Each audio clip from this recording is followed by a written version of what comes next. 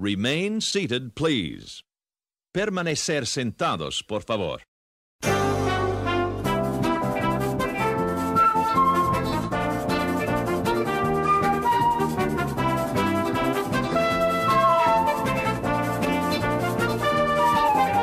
Matterhorn Matt presents Matterhorn Mondays.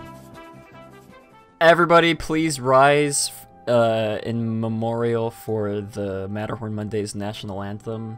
We should do that. We should, like, stand, maybe not put our hand over our chest, but, like, what's, like, a thing that we can do with our hand? I don't know. Like, give 2 thumbs up while the song's playing, all of us stand in unison. I don't know. Whatever. Hello, everybody. Welcome to episode 68 of Matterhorn Mondays. I am your host, Matterhorn Matt.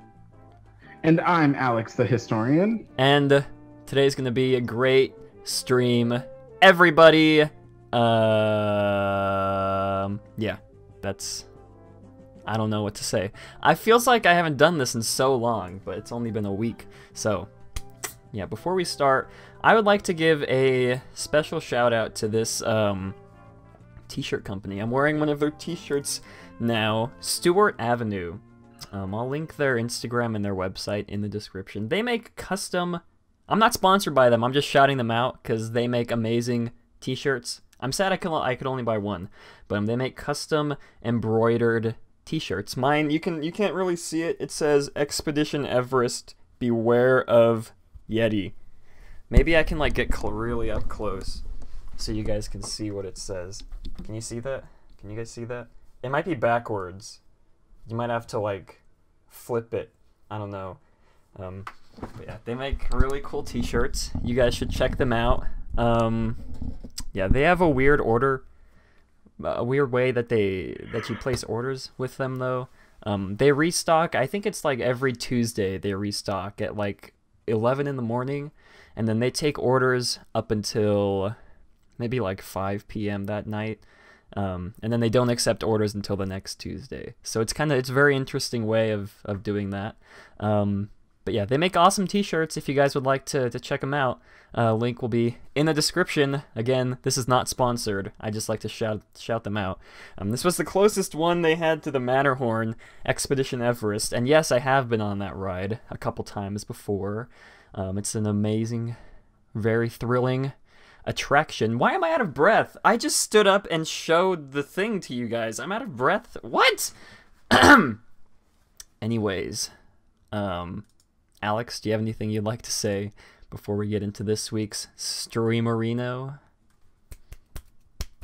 No, you've never asked me to to talk about something before we start the stream.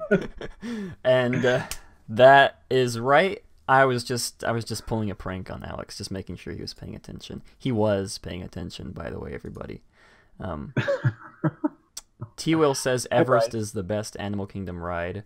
That's, I don't know. I haven't been there in a while. I don't want to judge Animal Kingdom when I haven't been there in a couple years. Hi, Bryce. Oh, Bryce didn't leave after all. I thought he had to leave. Anyways, hello, Bryce. For Fernando Joel, come on, get to the news. All right, we know you guys are aching for that Disney news, so let's get right into this week's News from the Peak. We now present to you News from the Peak. All right, everybody, it is that wonderful time of the stream where we talk about the recent Disney news that happened this week. Not a lot happened this week. We're going to be getting into more important stuff after News from the Peak, but I think this first bit of news is very, very important. World of Color will not be returning to California Adventure excuse me, until 2019, says the OC Register. So, this is reported by the OC Register. I've been trying to think of nicknames for the OC Register, so I don't have to say their name. Like Voldemort. Voldemort reported that Disney California Adventure announced that World of Color will not be returning till next year, and there's a quote There's a couple quotes to follow this. Quote, "We know our guests love World of Color, and we have been working diligently to bring this experience back as soon as we can," says resort spokeswoman Liz Jager on Tuesday. This is not this Tuesday. This was a couple weeks ago Tuesday. "We are hopeful that the show will return in the next several months." Now, for those of you guys who have not been following the news regarding World of Color, it's been closed since April after a, quote, "unexpected incident occurred during routine maintenance." So if you guys have been to California Adventure in the past couple months, you've probably seen in the lagoon, what is that, like, the platform, I guess, has been above the water, and they've been doing work on it. Accounts differ over exactly what caused the malfunction, and Disney has not publicly said what happened, which they probably won't ever. But apparently it's been significant enough to shut down the entire show for, how many months has it been since April? May, June, July, August, September, October. No, for 8 months it's been closed. I was very sad when I was very sad when I went a couple weeks ago, and it wasn't open. I thought it'd be open at least by December, but I guess not. Author David Koenig also said in October, quote, "There was a major incident. It would make a wonderfully dramatic story." And then apparently he correctly predicted that the show would not reopen this year. So congrats to you, David, for predicting that in October. And our second bit of Disney news from this past week. Pirates of the Caribbean apparently it's confirmed Pirates of the Caribbean will be rebooted without Johnny Depp. So all of you Johnny Depp fans, Jack Sparrow fans, better get out your box of Kleenex, because you're never going to be seeing your beloved character ever again on the big screen. Back in October, the screenwriter of Pirates of the Caribbean, Curse of the Black Pearl, claimed that Depp had been dropped as Jack Sparrow, which it's good news for me. Oh, Bryce has to go. Bye, Bryce. Which I kind of felt that they were going this way even before they announced this with, what was the fifth movie? It's been 5 movies. Jeez, man. The 5th movie sort of introduced the new characters, and I sort of felt that they were going to be taking the helm after the 5th movie. The 6th one, maybe Johnny Depp wouldn't be in it, or he'd get killed off. I don't know. And that the new 2, I don't remember their names for the life of me. The new 2 characters that one was Will, what's his last name? Will Turner's son. Or was it the girl? No, it was the dude. He was his son. And then, I always just assumed that they were going to be taking the helm of the franchise, but I don't know. They're saying it's going to be completely rebooted. They don't say if it'll be like a soft reboot, like the new Star Wars movies, or if it will be like a full-on reboot, hard reboot. But yeah, I don't know if you guys. I guess this sort of begs the question if they'll remove Johnny Depp from the Pirates of the Caribbean rides.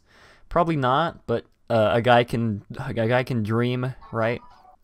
Alex, do you think they would remove Jack Sparrow from the Pirates of the Caribbean attractions after the first rebooted Pirates of the Caribbean film gets released?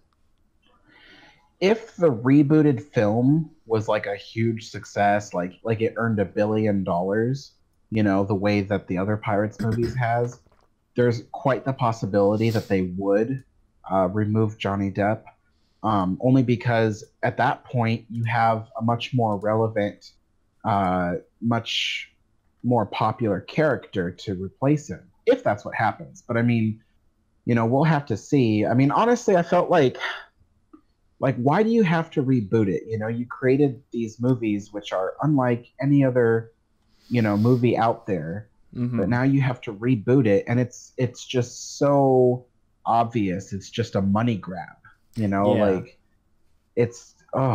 But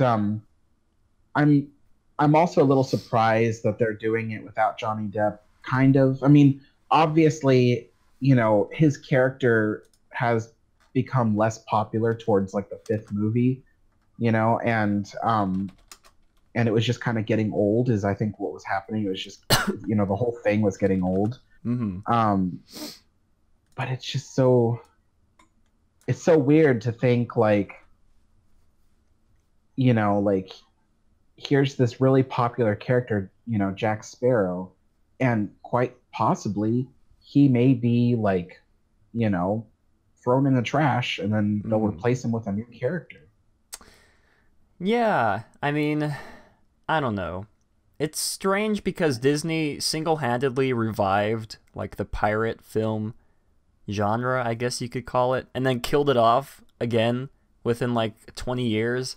So yeah, it's very strange, but according to Skyle Schuler, again, all these links will be, oh, I didn't say this, but the links to these articles will be in the description below.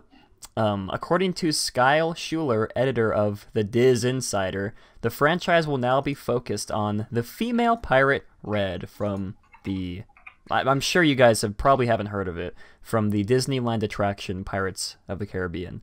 I don't know if you guys knew that Disneyland had a Pirates of the Caribbean attraction, but they do, and there's a character in the ride named Red.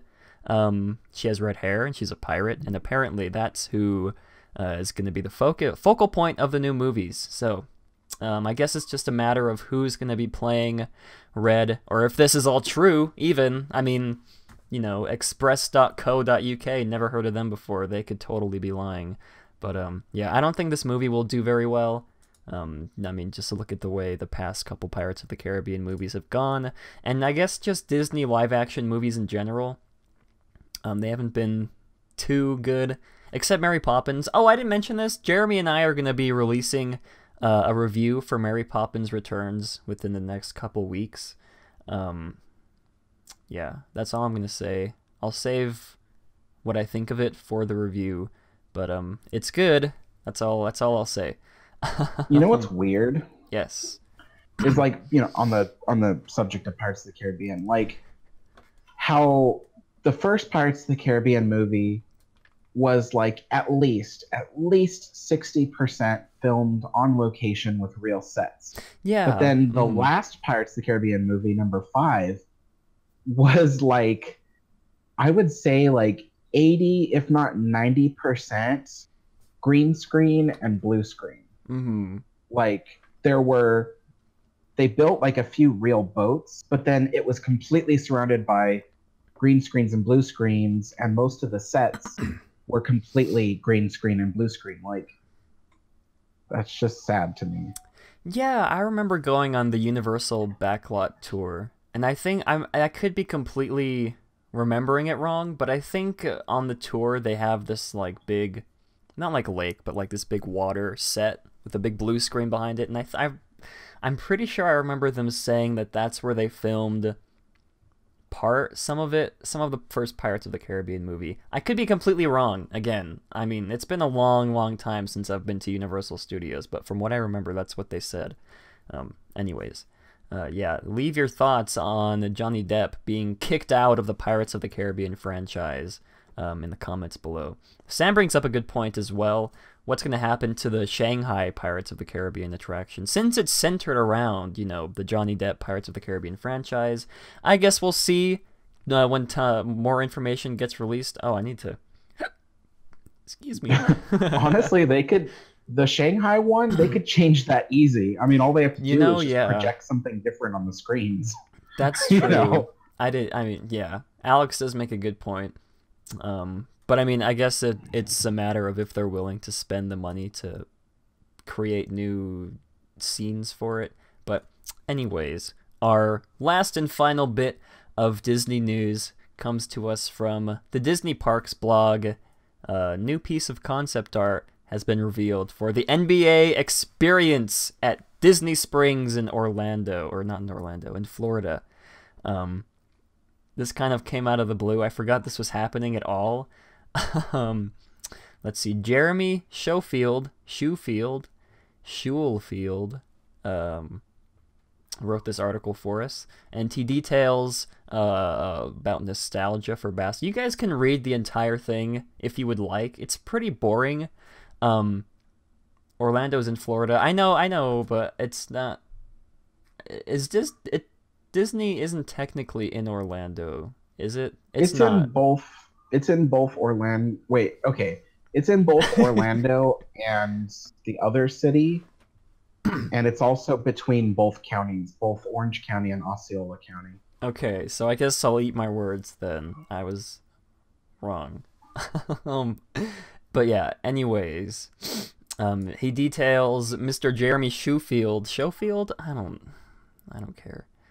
Details new details, I guess, about the NBA experience, and I'll switch to what the concept art looks to right now. As you can see, I don't know if you guys are seeing the same thing I'm seeing, but it looks almost identical to Disney Quest. Because, you know, Disney Quest was what was it, like 3 or 4 stories of interactive, like, video games. And, you know, this, it looks almost exactly the same as Disney Quest. At least the interior does. That art is fake. There would never be that many people here. That's a good one, Sam. Oh my gosh. But yeah, it's sort of strange to look at because it's almost, Sam, you can't do that to us just out of the blue. I'm gonna die of a heart attack from laughing so much.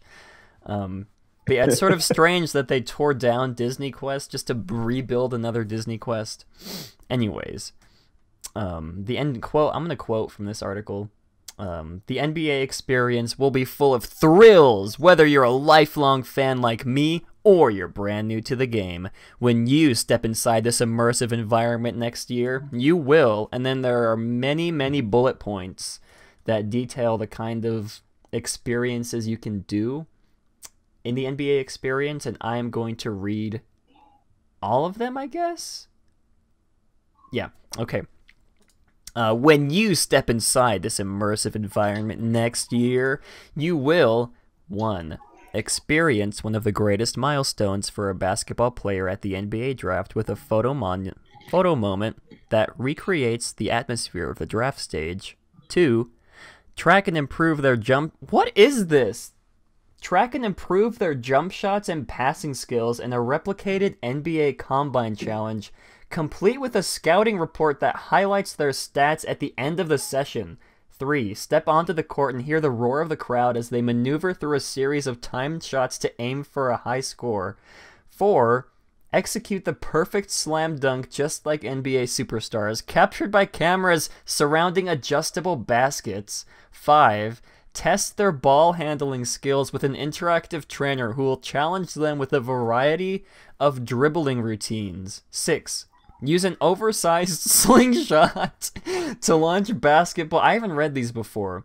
Use an oversized slingshot to launch basketballs at hoops of varying heights, making as many shots as possible before the clock runs out in this thrilling time challenge.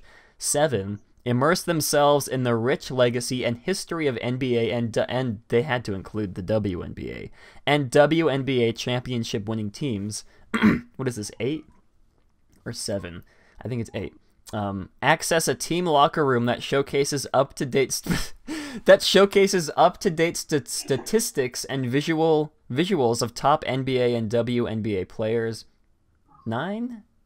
8 or 9? I think it's 9. Test their knowledge of the WNBA, past and present, during a trivia game with up to 25 participants. Oh my gosh. 9. Enjoy... To which nobody would know how to answer that. I know. Okay, I'm going to continue reading these, and I'll give my interesting thoughts on this. 9 or 10? Okay, I think this is bullet 9. Enjoy 2 180-degree cinematic presentations that showcase the in-arena experience moments before the start of the game, as well as special stories from the players' perspectives. 10. Take a seat in an interactive multi-screen module to watch replay clips of... What? To watch replay clips from NBA games using the tools at their stations to make the right calls. And last but not least, play interactive basketball games from the fan-favorite Pop-A-Shot to modern... What is that? Fan-favorite Pop-A-Shot to modern video games. And to top it all off, you'll be able to explore a retail store featuring exclusive NBA-themed merchandise designed by Disney. This is the worst idea I've ever heard. I mean, I don't know if they're counting on, like, all these white families that come to Disney Springs who like watching the NBA. I don't think there's that many families who come to Disney and like want to learn how to like dribble or like cross somebody over, you know? This is just very bizarre. I don't know what to think of this. I mean, I do know what to think of it. This is the worst idea I've ever heard. I mean, granted, this would be the kind of thing that... I tweeted this the other day when this was first released. This would be the kind of thing that, like, 11-year-old me would find amazing. Because I used to love playing basketball when I was in, like, middle school or elementary school. Yeah, I would have loved to have this kind of thing over where I live. But now that I've sort of grown out of exercising. That sounded so weird to say. Yeah, I don't know what the heck this is gonna be. Alex, what are your thoughts on the new details regarding what is it even called? The NBA experience at Disney Springs. Well, first and foremost, I have to say, before I begin, I apologize if I insult anybody, including you, Matt. And my opinions are not the express opinions of Matterhorn Matt or Matterhorn Mondays podcast. But I kind of find sports dumb. That's understandable. I don't really like understand what the draw is, and I find it quite boring. But then I see this, and I'm like, what? Like, this sounds like the most boring, most awful thing that anyone would ever go to. Like, I don't understand why people go to basketball games, and I don't understand why they would go to this place. So, that's all. I mean, that's understandable. I'm sure there's more people like you visiting the Disney parks than there are people who are like hardcore basketball fans who visit the Disney parks and would enjoy this. I mean, I'd love to experience this. I mean, just like once to see. It's been a while since I've, I was going to say like handled a ball, but people were already making jokes in the chat about when they said ball handling skills. It's been a while since I've stepped foot on the court. I don't know. I guess, yeah, as a sports fan, this does sound intriguing to me, but I can see the point of view of somebody who doesn't care about sports, who would think that this is just a big waste of space. This is just interesting. Yeah, I guess for once in my life, saying that something is interesting is actually accurate. I guess we'll see once it opens in summer of 2019. We have less than a year to look forward to this. So, you guys already know, I'll be the first in line to the brand new NBA experience. NBA experience at Disney Springs will help you feel like a pro, says Jeremy Schofield. Schofield? I don't know. But, yeah, so I guess that wraps up news from the peak. I'd like to hear your guys' thoughts on this. If you wanted to play basketball, you would stay at home, not go to Disney. Yeah, I mean, I don't know who they're trying to target here. I mean, I do know that they have, like, some sort of deal with the NBA, or at least with the Orlando Magic. They have some sort of deal. And I'm pretty sure the Magic's jerseys have, like, Disney written on them. And I think you can also renew your Walt Disney World annual passports at the arena that they play at. I'm pretty sure. So, I mean, obviously this is just some thing that they collaborated on. I bet if they weren't, like, in this partnership or whatever, this would not exist. But yeah, this is just interesting. Anyways, before we get into the actual news, we have breaking news, everybody. I awoke this morning to utter sadness. This comes to us from WDW News Today. The Buzzy audio animatronic from Cranium Command in Epcot has been stolen. Everybody, if you don't think this is a big deal, then I honestly don't know what to say. Buzzy, I don't even know who he is. Neither do I. Honestly, I didn't know who he was before this either. But if you guys don't love Buzzy, you can just Alt F4 this podcast, because Buzzy is a piece of American history in my books. Buzzy has been missing. He's been last seen wearing a bomber jacket, a green cap with glasses, and also very chubby cheeks, I guess. There's a very excruciatingly sad. Lots of people have been put to work on Twitter. #FindBuzzy to try and help find him, because nobody knows who stole him or how they stole him.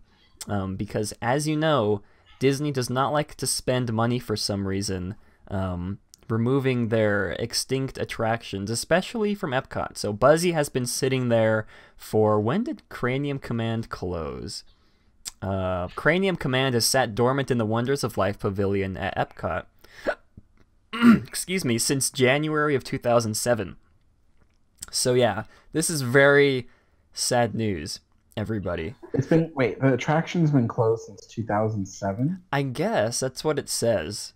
And this animatronic has only just gone missing? Yeah. It's very baffling. I mean, it's Disney's fault for not removing all of it in the first place. I mean, I don't even think it's confirmed that it was stolen. I mean, I've been reading on Twitter that they could have just removed it. Disney could have just removed it by themselves, and send it away to like a vault somewhere. But I think we all need to jump to the conclusion that it's stolen. Let's see. There is a quote. I'll tell you what matters. Go ahead. Wait. I'll tell you what matters.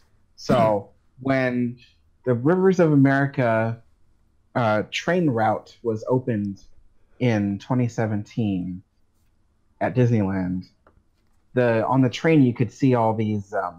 Is that a milk carton? You could see all these horned lizards on this rock wall, and then there was this baby fox inside of a log being protected by its parents. And several months after this new route opened, the lizards went missing, and so did the baby fox. And it was widely talked about that it was stolen by a cast member. And so it was just so disappointing, because they just added to the scenery. But then maybe 2 or 3 weeks ago, I rode the railroad, and Disney installed new ones. They installed new lizards and a new baby fox. So that's what matters, people. But this attraction, which closed in 2007 and was never being planned to reopen, and has sat dormant all this time, and just now has a missing animatronic that we don't even know is really missing, because who rode the ride to know it's missing? I mean, that is a good point. Yeah. And then you all think I did it. Oh my gosh. We were like playing jokes on each other in the Discord, saying like, oh, I can't believe Rob Plays would steal. What is his name? Is it Buzzy? Buzzy. I can't believe Rob Plays would steal Buzzy. Or like, oh, I can't believe. What were some of the other ones? TPM vids. And then Alex was one of them too. So, I mean, it is a national tragedy, everybody. Yeah, like Alex said, even though Cranium Command has not been opened since 2007, I guess according to WDW News Today, Body Wars has been mostly destroyed, but Cranium Command was pretty much left to rot. Now there is a quote, excuse me, there is a quote by Backdoor Disney, who was recently, I think his Twitter account got deleted, but then he made a new one. I don't know if you guys follow the Backdoor Disney drama on Twitter, but according to him, when he was removed, the hydraulic lines were cut while pressurized, and a large amount of hydraulic oil spewed everywhere. The police showed me photos of this. It didn't look like it was carefully removed. So, Backdoor Disney, for those of you guys that don't know, I don't know if he's a former employee or if he is an employee or if he's just some rando who sneaks backstage and takes lots of backstage pictures and posts them on Twitter. I'm under the assumption... Go ahead. Backdoor Disney was the one that reported this animatronic missing? Yeah, which is kind of suspicious, in my opinion. It is, and the fact that he says that the lines were filled with pressurized hydraulic fluid is very strange, because if the attraction's been shut down for this long, why would they still have a hydraulic compressor running?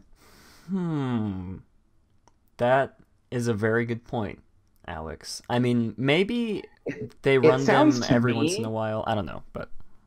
It sounds to me like he just wanted a juicy story to tell. That is a good point. I mean, like I said, I don't know if you guys follow the drama regarding Backdoor Disney. Like I said, I don't know if he works there or if he is just some rando who visits the parks. I'm under the assumption that he works there, just because he's released in the past he's released a lot of backstage. I think he was the one that released the images of Stitch's Great Escape with all the skin off, so it was just like the animatronic part. So yeah, I'm under the assumption that he works for Disney, but I think it was yesterday or 2 days ago his account got deleted, or either he deleted it or Twitter deleted it or Disney had it deleted, and there was also a rumor floating around that he was arrested. Which I don't believe that, but yeah, then he comes back with his new Twitter handle, and then he says that Buzzy has been stolen. So I don't think there are any confirmed pictures floating around the internet currently of the police images that he was talking about, because from his quote, I'm under the impression that he didn't see it himself, but that he talked to the police after the fact that Disney realized it was stolen, and that the police showed him the pictures. Maybe he talked to the police and saw the pictures while he was in his jail cell. Ooh, that's a good point. This is very juicy, you guys. But yeah, so Buzzy, if you have seen or know any information regarding our poor friend Buzzy, please use the hashtag. What was the hashtag? Hashtag find Buzzy on Twitter. I don't think there's anything else in this article worth noting. I guess I'll do one more quote from them. Stealing an audio animatronic requires two things: technical knowledge of how to disconnect it, and a team of people to carry it, as they are quite heavy. How a company as large as the Walt Disney Company could be aware of a team of people trespassing into a building and doing this is mind-boggling. Someone would need to have some experience to cut a pressurized hydraulic line, and according to the sources, there was hydraulic oil spilled everywhere when he was removed by the culprits. After disconnecting Buzzy, it would also take more than one person to carry him out. How does something like this happen without Disney security noticing?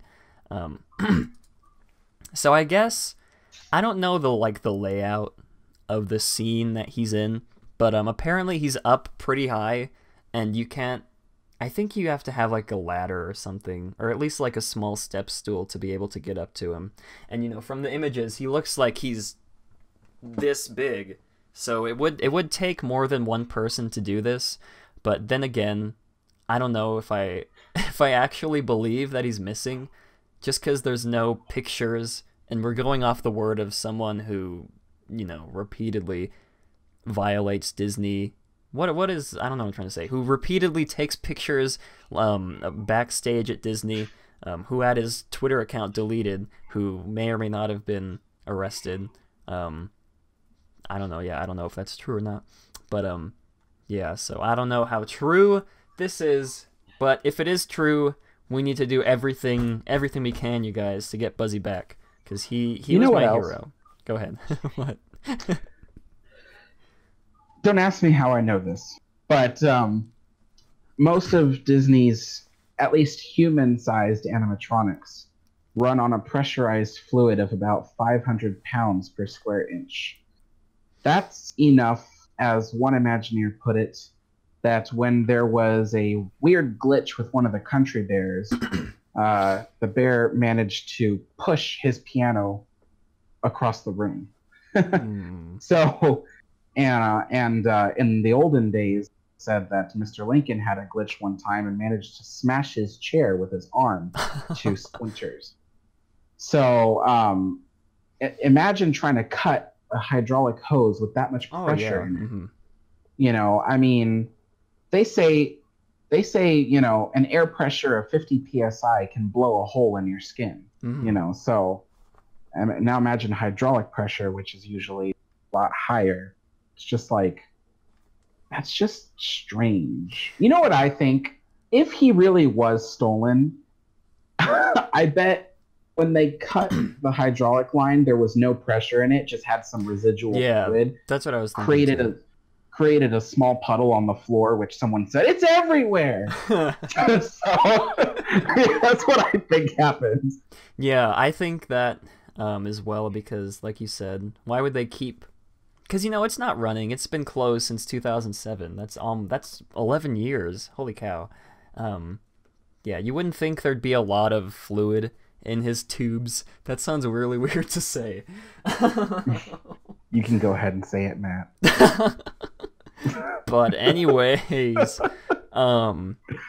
yeah, so I don't know if it was someone who works for Disney, or most likely it was someone who worked for Disney who managed to sneak back with a couple of his pals, you know, some wire cutters, and like one of those oversized strollers, and just wheeled him out of the park, probably, because I don't know how Disney would not catch like a team of at least 3 or 4 people, like normal people, walking backstage with like wire cutters to cut him down.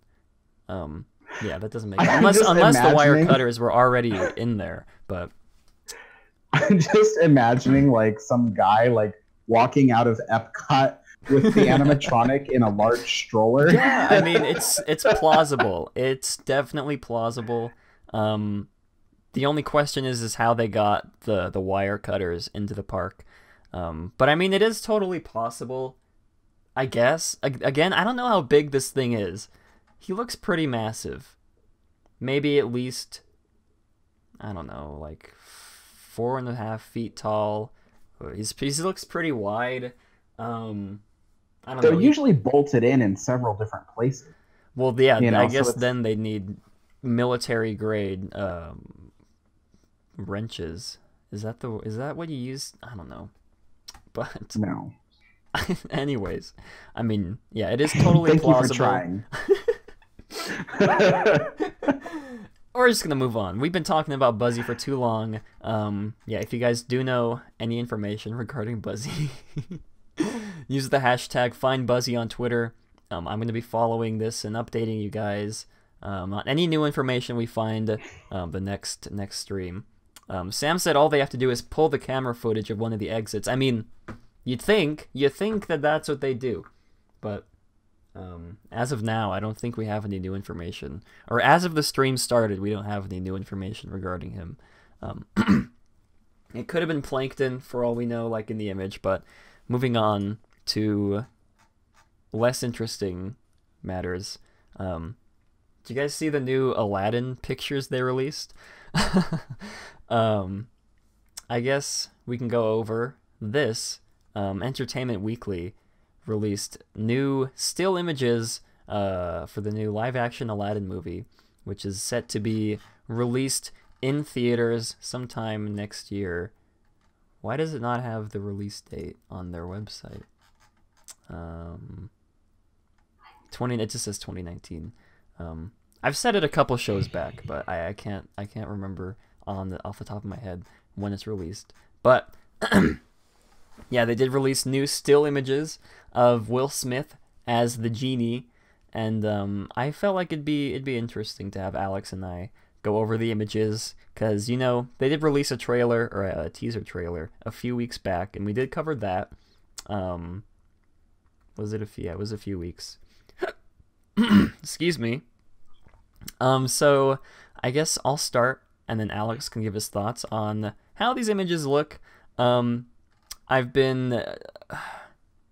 was hopeful for for this movie to be good. Jafar looks Jafine. Thank you, Max. Yeah, I was hopeful that this movie would be good. And you know, it's hard to tell if a movie will look good just judging off a teaser trailer, and a short teaser trailer at that. But looking at these images, the first thing that came into my mind was, when I saw these images, I saw them on Instagram. The Walt Disney Studios posted them to Instagram, and the first thing that popped into my mind was, no thanks, I'll pass. Because this does not look like it will be good. Then again, it's hard to tell just judging off still images from a movie, when we only have one teaser trailer to go off of as well. But I can't quite put my finger on why why I think it won't be very good. I guess we'll start with the cover for Entertainment Weekly.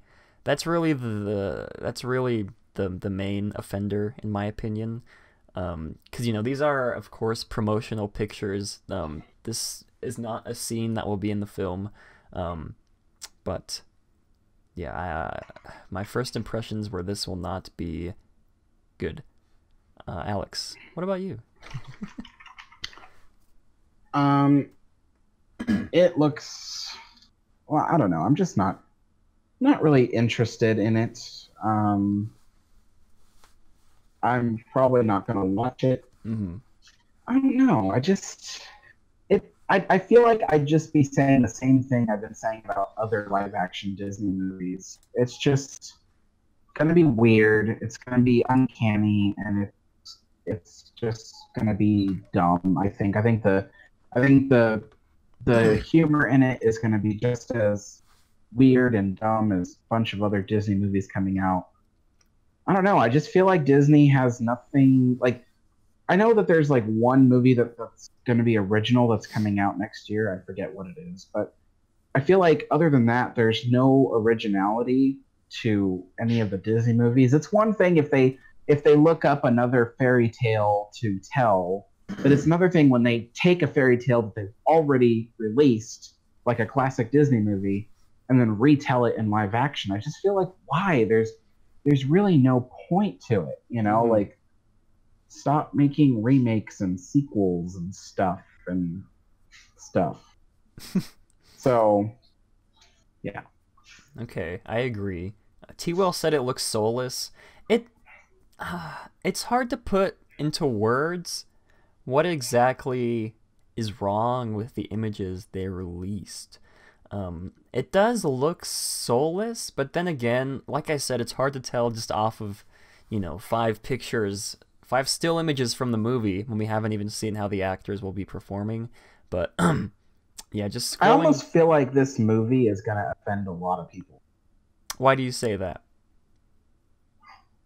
I feel like I can foresee some issues with stereotyping coming in. You know, like maybe an actor might portray a certain race or character of a certain race incorrectly or in a way that might offend someone.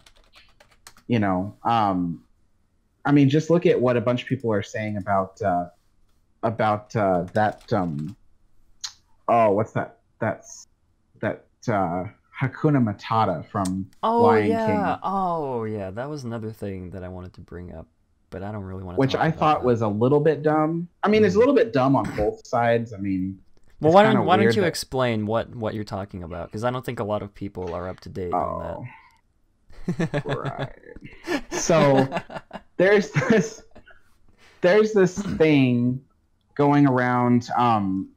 You see, Hakuna Matata is like a traditional Swahili term for no worries. And Disney started using it for their animated movie, Lion King. Everybody knows, Timon and Pumbaa always say Hakuna Matata. And apparently Disney, what I don't think they copyrighted it, but something along the lines of copyrighting it. Mm-hmm. They copyrighted that term because they use it a lot. And I think that was wrong. Like it's kind of weird to copyright something that is a traditional saying. Mm-hmm. It's just kind of weird. Like there's a few other terms that have been copyrighted too. Like anyway, and so basically this group, I forget who they are, but they try to protect and preserve the culture, the Swahili culture and stuff like that. And they were upset that Disney is using this copyrighted term that really belongs to the Swahili people. And so that's kind of going around, and they've created this what do you call it? Well, it was they had everybody sign a petition. Yeah. I can't remember the website, but yeah, it was a petition online. Yeah, they had like a bunch of people sign this petition. I think there was like 2 million people that signed it, and it's to get Disney to release the copyright of Hakuna Matata and to not use it in there. So I think on both sides it's a little bit dumb. Like, how can you say that no one else can use Hakuna Matata? But also in defense of the Swahili people, how can Disney just copyright that term when it's a term that everybody uses? So it's just like, I think on both sides it's an issue. Yeah. It's almost like, for those of you guys who remember this, it's almost like the Fine Brothers trying to copyright reaction videos on YouTube a few years ago. If you guys remember that meme. But yeah, that's Aladdin. Will Smith is the genie. I'll go back to... Where's that one picture? Okay, I guess I don't have it. There's one picture of him like sitting with Aladdin, sort of like talking to each other, but I'll just use this one. So yeah, Will Smith is the genie. I don't know what to think of that. Apparently in one of the interviews for either Entertainment Weekly or another place, he said that he was gonna do like hip hop rap kind of stuff in the Aladdin movie. Oh no. I think the exact quote was, Disney films don't have enough hip hop. And that he was happy that he was going to be bringing, like hip hop to like a Disney movie, which is very interesting. It's almost like Will Smith plays himself in every movie he's in. I've only seen like a handful of Will Smith movies. I think the only one I've seen is Suicide Squad, which is very sad. Someone in chat, name some Will Smith movies that are good that he's in. He was in one other movie that I know of, about like a doctor who worked for the NFL. I heard he was good in that. You know what movie he was really good in? The Pursuit of Happiness.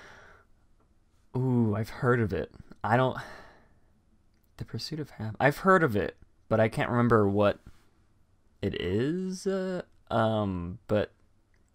yeah. So, also apparently, I guess this is supposed to. Oh, Men in Black. What am I thinking? Yeah, he was in Men in Black.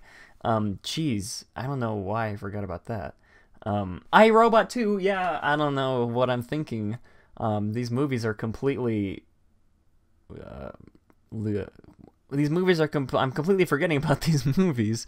But also apparently this image, or this what he looks like, is supposed to be like his human form, and that he'll get big and blue sometime in the movie. I don't know. I guess it's just kind of goofy. I guess you can't really have like a CGI Will Smith, like a big blue Will Smith on the cover of Entertainment Weekly when you have these two normal people. Yeah, I guess they're probably just saving that for the trail. Oh, he was in Shark Tale. That's right. Oh man, I love Shark Tale. I Am Legend. Yeah, I'm forgetting all these movies he was in. But yeah, so yeah, like I said, apparently he's gonna get big and blue sometime in the movie. I don't know how good that's gonna be. Yeah, Shark Tales was a masterpiece. Thank you, some guy. But yeah, Hancock 2. I'm just gonna move on, I guess, because this doesn't really pique my interest as much as the other live action Disney movies have. I mean, I love the original movie Aladdin, but one of the problems I had with Beauty and the Beast, the live action remake, was that there was the opening scene where Belle sings the Belle song. There's no way to really recreate that scene in live action compared to animation. If you guys like go back and rewatch and compare the two scenes, you'll see that it's hard to, I guess you guys probably don't even know what I'm talking about. I'm just gonna move on. It's hard to translate some of the some of the scenes from the animated movie to live action, because with animation you have a lot more leeway. You don't have to like do green screen. You can just draw whatever you want the character to do. But here, you're limited to what the actors can do. And of course, you can do CGI, but then that doesn't look very good sometimes. So yeah, I feel like this movie is gonna, more than the others, I feel like this movie's gonna fall flat. It might be the one that the straw that breaks the camel's back when it comes to the live action remakes. Maybe after this one, Disney will stop. But I guess we do have like 4 more to look forward to next year, even if this one does bad. So I guess that's cool. But yeah, so that's all. You're all caught up on Aladdin, everybody. Congratulations. Now we're gonna move on to Alex. Alex is gonna sort of give a mini review, / talk about the Tropical Hideaway, which opened to the public this week. Yeah, it officially opened yesterday, but it had 2 soft opening days, which was Wednesday and Thursday, and I was there on Thursday, so I was one of the first several hundred people to try it. Very good. Now, I guess, Alex, why don't you... Well, I'll be playing some footage in the background from Alex's recent vlog. If you guys would like to see a more in-depth review from Alex, go check out his most recent vlog on his channel. The link will be in the description below, but this is just going to be sort of a little recap from Alex. So, take it away. Yay! Okay, so Tropical Hideaway, first of all, is like really cool. I was always looking forward to it. And of course, everyone knows me as a very skeptical person when it comes to new Disney stuff. I hold them to a really high standard. Some people believe even too high. But this was one project I was really excited to try. So when I went there, it was just beautiful. The entrance was nice and open, and they took out the large stone and brick structure that was part of Aladdin's Oasis that stood out front, and that I always felt like just took away from the space in the main Adventureland walkway. So now it's much more open, and they have these 2 bridges that lead into Tropical Hideaway, the main entrance bridge, and then they have a bridge that they call Skipper's Walk, which is just where Jungle Cruise skippers walk to get backstage. Anyway, the tiki torches are everywhere. They're the same gas-powered tiki torches that they have at the tiki room, and they have that tile magic carpet Aladdin's Oasis is still there, so that's really cool. They've kept a lot of things from Aladdin's Oasis there as kind of a nod to what it was, including the chairs. All the chairs from Aladdin's Oasis were just repainted to this like rust color. And then there's the fact that they have this new waterfall feature right out front, and then yeah. So the inside of the whole area, really cool, very much keeps with the jungle feel of Adventureland. They have amazing mixed drinks for like not mixed drinks, Dole Whips, mixed flavored Dole Whips, which is really cool because as far as I know, this is the only place that sells Dole Whips of varying fruit flavors. So that's really cool. Then they also have these things that they call I don't know. They call them like something like whips or something like that. And they're basically like a pineapple fruit salad, but with like a Dole Whip swirl on top. And that looked really interesting. I was going to try that. But some of the other food offerings that they sell on the window over, which I'm glad they separated the Dole Whip area from the food area, so that way you can like wait in a separate line. They have these bao buns, and for those of you who don't know what bao is, it's basically like a bun made from rice flour, and it's got a filling inside. Usually it's like a meat filling. Disney offers 4 different types of bao buns. They have a vegetable bao bun. I don't know what vegetables are in it, but I'm pretty sure that one of them is mainly potato because all of them contain potato. And then they have a chicken bao bun, which I didn't know they even sold until they offered it to me. And that one has a little bit of curry in it, and which is just really delicious. They have a beef bao bun, which is actually made of bulgogi, which is, I believe bulgogi is a Korean beef. And so that's really cool. And then they finally have a pork bao bun. And I didn't get to try that because they ran out before I could buy it. So that was really cool. I highly suggest you try any one of those because the 2 I tried were delicious, and I have no doubt that the other 2 would be just as good. And they all taste different from each other, thankfully. So they're just delicious. And then lastly, they have these lumpias, which are normally a traditional Filipino thing. Imagine an egg roll, except they usually have like something else in them. But what's really cool is these lumpias are pineapple lumpias, so they're sweet. And they serve it with like, okay, so the inside of the lumpia has like this like cream in it. I want to say it's like cream cheese, but it's been whipped and it's warm, so it's like served very warm. And then you dip the whole lumpia in this pineapple like dipping sauce, which is just delicious. It just goes really well together. So that's that. They serve plenty of other things. Like they also have like a ramen shaker. I didn't even get to see what was completely in it, but obviously it's cooked ramen, some other vegetables, and maybe a sauce. It's like a salad, honestly, and it's served cold, and you shake it to mix around the dressing. So that's really delicious. And finally, I guess you all want me to talk about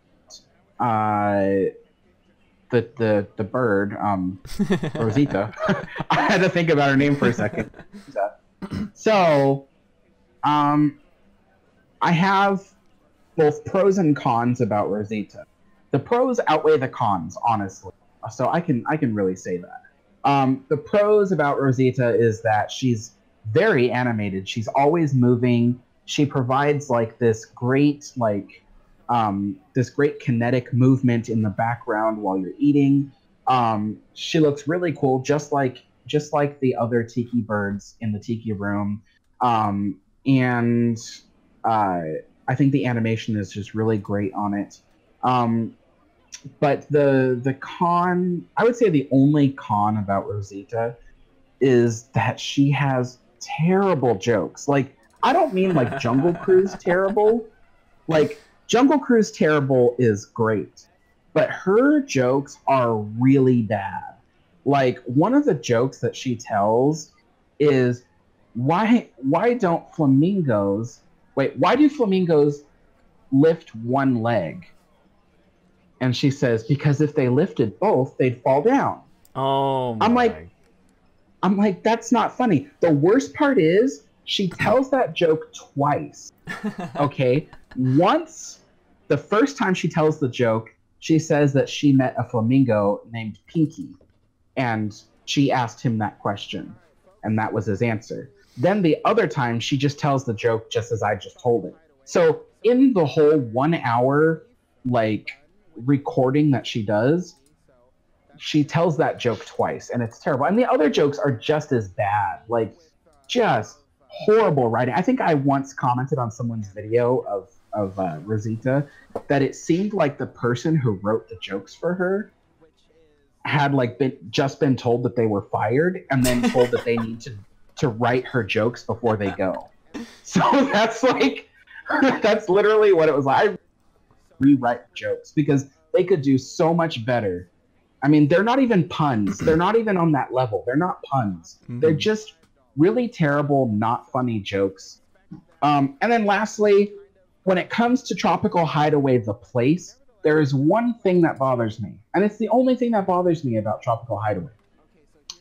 When you order this this pineapple treat, I think I described it earlier. It's called the oh wait, it's on the menu right there. If I just watch the video for a second there, I might be able to see what it's called. It's called the Twisted Ambush. Okay, so if you order the Twisted Ambush, they yell something really loud. I don't even yell because they say it in such a weird way that I don't even understand what they're saying. And then they hit this gong really loud. And heaven forbid you order more than one, because they will hit that gong for every time that you order one. So if you order 5, they hit the gong 5 times. And it's really loud and it's really obnoxious. And honestly, because they hit the gong, that was the only reason why I didn't order that. Because I did not want the embarrassment of them hitting the gong when I ordered that thing. So if I do try it, then I'm going to ask them not to hit the gong. That's the only thing that really bothers me, because when you're sitting down and you're trying to eat and have a conversation, in the background there's like, blah, blah, blah, blah, blah, bong, like that. It's just like, oh, it's annoying. And it happens all the time because everyone orders the Tropical Ambush. So anyway, that was my only gripe about the restaurant. Everything else is fabulous.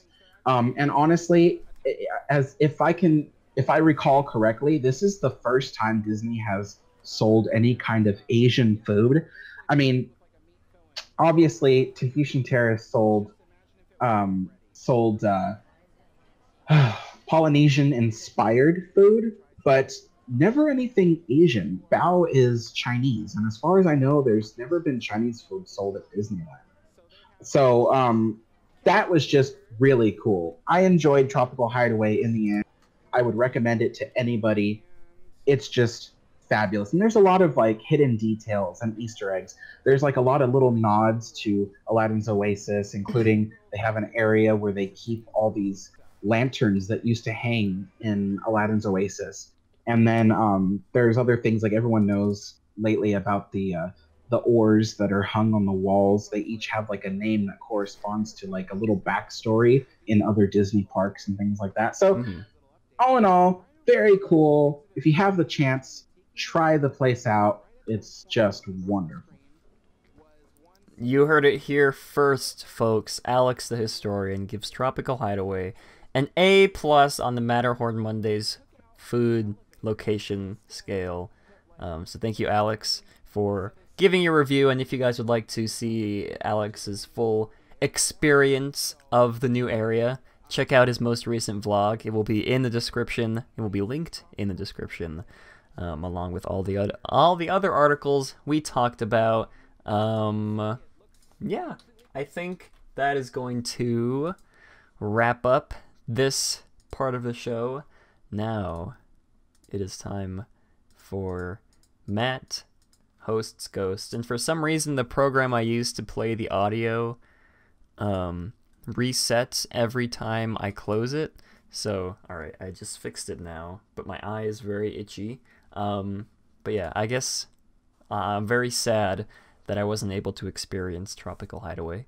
But then I'll just have one more thing to look forward to the next time I go, so very excited for that. Yeah, now it is time for everybody's favorite segment, Matt hosts Ghosts. Welcome to Matt Hosts Ghosts.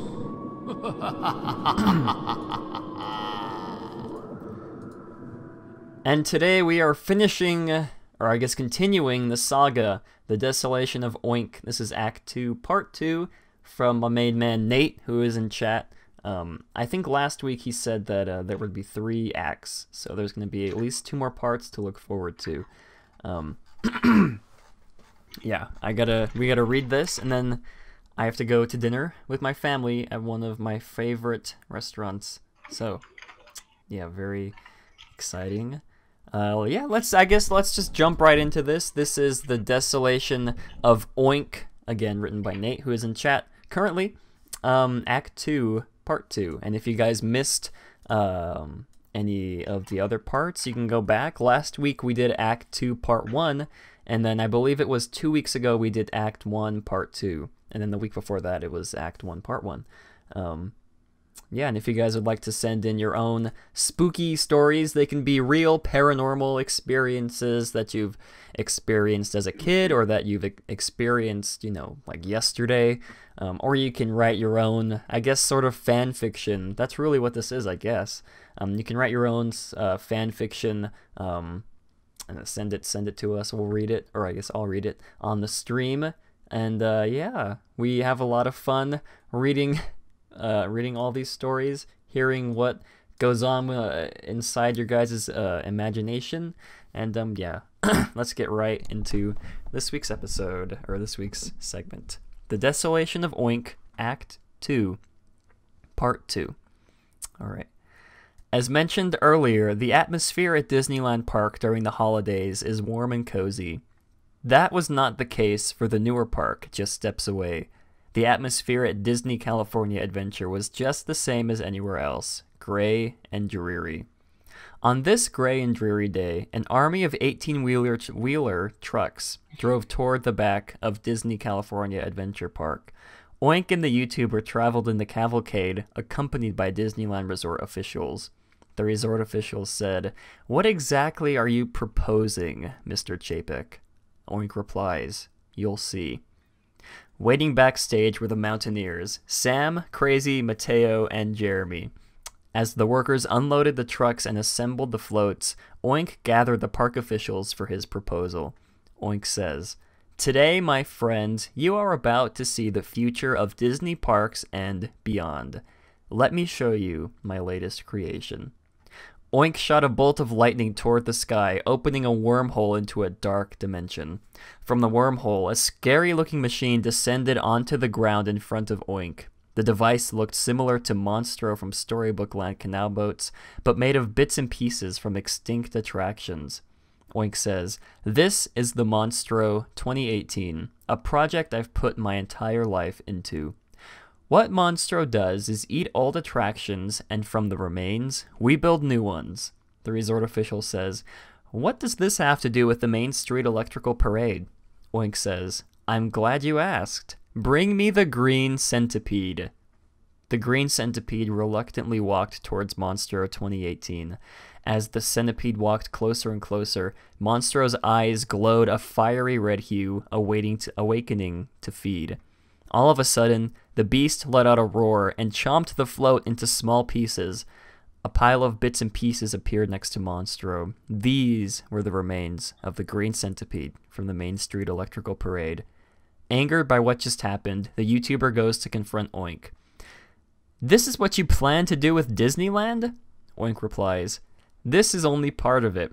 From the ashes of this tired festival pageant will rise something new and far more timeless. May I present to you my magnum opus, Pixar Pier. A map of Pixar Pier projected behind Oink, showing everyone what the new area would entail. Oink says, Paradise Pier is drab and useless. Why would people pay good money for that when there are seaside piers just miles away? How can we make it even worse with a fraction of the cost? Easy. Just paint it a little and attempt to create a cohesive narrative to justify its experience. This is the future of Walt Disney's Magic Kingdom. The YouTuber says, Walt Disney has always said that Disneyland will continue to evolve as long as there is imagination left in the world. And from what you've just shown me, that imagination is no more. I'm positive all of us agree with what Walt said. Disneyland should grow and evolve, but not like this. Doing things cheap and fast is not what Walt would want at Disneyland. I cannot stand idly by and watch Pixar Pier be built. Oink says, what are you gonna do about it? The Mountaineer says, or the Mountaineer calls for his Mountaineers. One by one, the Mountaineers stood right by the YouTuber, ready to take down Oink and defeat and defend Disneyland. Oink says, ah, you brought some friends with you. You and your friends are no match for my powers. You have no one to help you. Now step aside or be consumed by Monstro. The Mountaineers stood their ground. All of a sudden, a white cloud appeared in the sky. The cloud radiated a bright light shining down on the Mountaineers. From the bright light in the sky, a mysterious figure descended onto the ground. Everyone on the ground was shocked to see who the mysterious figure was. The mysterious figure was Walt Disney, coming back to the mortal world to defend his greatest dream. Walt Disney says, so much for my happy place, huh? And that's the end of Act 2. Thank you, Nate. That was amazing. This just keeps getting better and better, I swear. I cannot wait for the finale, Nate. Thank you so much for this. Oh my god. This is the greatest thing I've ever read. Okay. Anyways, again, big thanks to Nate. And like I said, if you got... Did I explain how? I don't think I explained how you guys could send in your spooky stories to us. I just sort of explained what we were looking for. You guys can email me your spooky stories to ytmatterhornmatt@gmail.com, or you can send them to me directly on the Discord channel, which is in the description below. But yeah, big thanks to Nate, and I think that's going to wrap up this episode of Matterhorn Mondays. Oh, Sketchagon joined right as it's ending. I'm sorry. You missed the greatest part. We had an investigation. We talked about live action remakes. We got spooked to our core from Nate's spooky story. But yeah, again, if you guys know anything about Skippy, what is his name? Stinky? Oh gosh, I don't remember the animatronic's name. Muppy.